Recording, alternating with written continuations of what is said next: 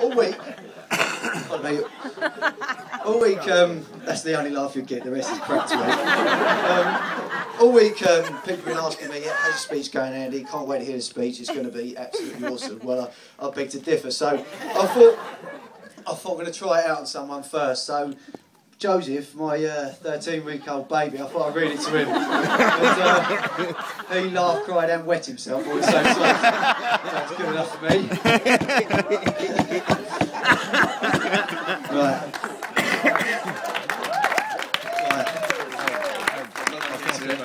Right, let's go back to when Matty and Abi first started to knock about and see each other and see how they were going. Now, Abi has always been stunning, always has been, always will be. And she had the pick of all the guys really that we went to school with, obviously, apart from me. She only had eyes for one guy, and that was always Matty. I mean, to be fair, if she went on a mastermind, her specialist subject would be Matty Hammond.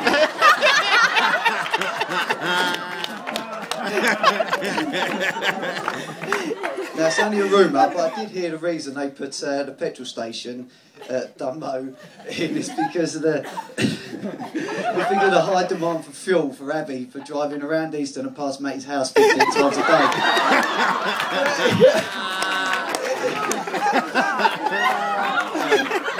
Now, I'm pretty sure Abi's parents always thought she was a brilliant girl and thought, oh my God, she goes to school so early, all the time. What she's up to, what she's doing. And to be fair, all she used to do was just sit in Leanne's house waiting for Matty to walk through the school gates and stalk him all the way into there. So.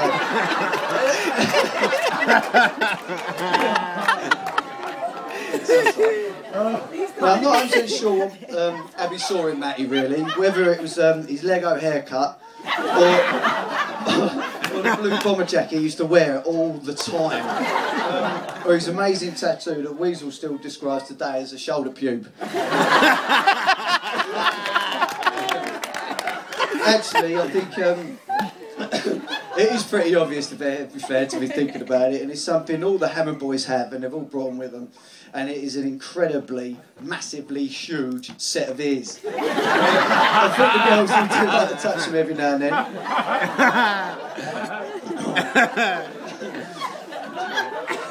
Right, we'll talk about Matty's first true love for sport. He's always loved sport. I've even managed to get a little note here from Mr. Knight at Dunmo Peace. And he was saying, oh, just leave me a little note because you're an amazing sportsman. You're always putting 100%. But we always found it really hard to find a position you were good with. Hopefully Abi has more help.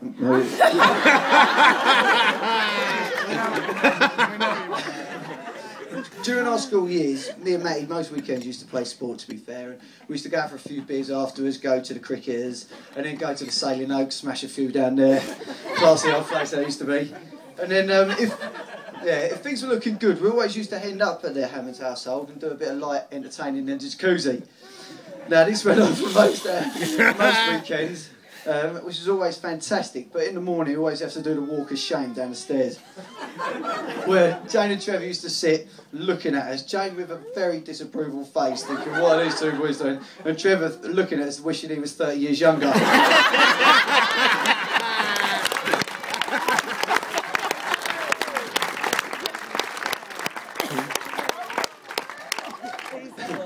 Right.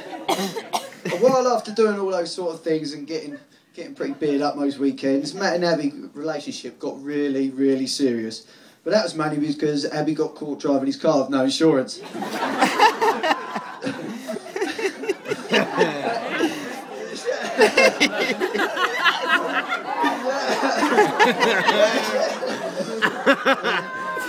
In fact, a few of them have had dodgy moments in their life. I only got two, so I'll just go quick. Abi's birthday at the Circus Tavern, which I don't know if many of you know what that's all about. Yeah, that was fucking awesome. Cracking night, it was awesome. For those who don't know, it's a strip club for blokes upstairs and a strip club for girls downstairs, and come 11 o'clock it's just a free-for-all really. So all the boys are upstairs having a few beers, maybe having a lap dance, having a few drinks, having a good night, and then come 11 o'clock I'm pretty sure the bell rang and Abby comes storming up the stairs. Can't wait to see Matty. Really desperate to see her hubby.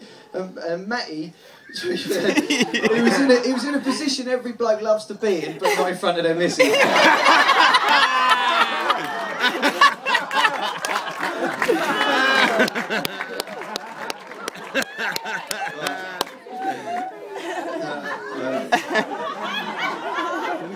There was only one other time when I think things really hit the fan, to be honest, and that was when we went to Vegas for a nice little quiet couple of days, chilling out. But everyone knows the cash points in Vegas are absolute pants. Oh, So no. Matty's attempted to get £500 out of his account, I reckon 6 or 7 times. So the bank has called Abby and goes, "Hello, Mr. Warren, this is the bank. I'd just like to tell you, someone's been trying to withdraw over £3,000 out of your account in Vegas." And that was obviously something that didn't bode very well, to be fair.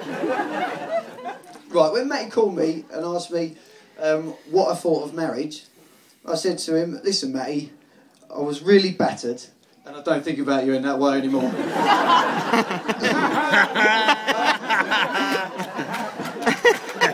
After realising it wasn't a gay proposal, I was so happy for them both. And to be honest, big best man, really brightened up my not so sunny day, putting up flagpoles in Wales in the wind and rain. I was smiling all day thinking about how Abby is going to completely self-combust when May gets home from work. It really made me realise how Matty respects her and really looks up to her. But that's pretty easy for me, 'cause he's 5 foot nothing.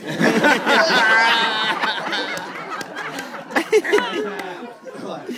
I was going to bring up a whole brilliant little bit about the stag do to Barcelona, but Matty's ruined it by saying how battered I got in a second. I had this big plan to get him absolutely off his face on a Saturday night, and I thought to the lads, "Come on, we'll all get together, bump our heads together, try and get a plan together." Well, I had so many drinks that I can only be described as myself was just a drunken mess on the floor where Fireman Jamie was to hand, carried me home, put me to bed, which happened to be the toilet floor, but that was all right. There was only one other night, I think, out of the whole stag do, which was springs to mind, and I can't let this one go because he's a brother of mine and always got to have a dig while you're here. It was the first night. We had a blinding night, really good night, all had a few beers, got fairly tanked up, and come the morning, my phone was ringing with an English number, and it said "Dad," and I thought, "Oh no, what have I done? I can't remember anything." And it said "Dad." I've got the words written down here, I'll never forget them actually. He said, "Andy, it's your dad." I thought, "Ah." Oh. It was twitching, to be fair. Here we go. And he said, "I've just been off the phone to your brother. He's in some random hotel reception in the middle of Barcelona. He said he's really, really drunk. This is about 10 o'clock in the morning. He has no phone, no money, and he doesn't know where he is. Can you go find him?" Let's bring that up. Just bring that up.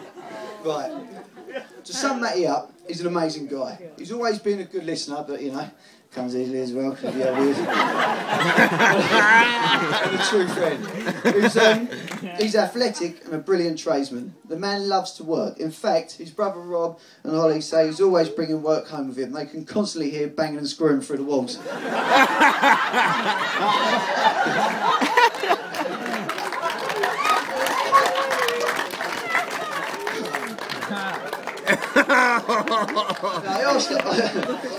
I asked the ushers just for like a little paragraph to say, you know, best memories or something they thought was nice, or anything about Matty really. This come quite difficult to wheeze and dent because they're a little bit slower than the rest of them. Robin Side threw an email back to me straight away, not a problem. But Robin Side, he said, "Our biggest memories consist of three occasions: smashing Mum's greenhouse glass and destroying the flower beds. They like to think this was why you become such a great cricketer. And also the day you got your head stuck in the railings at Eastern Lakes made their year." Weasel and Denny. Right. Imagine it. Yeah, I know, tell me about it. Right, "You've always been a great friend. We can always rely on you to be there.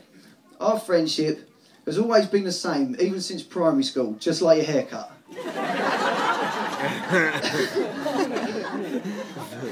Right, now I've got a little present for you both here. This one for Abs, that's just from us lads.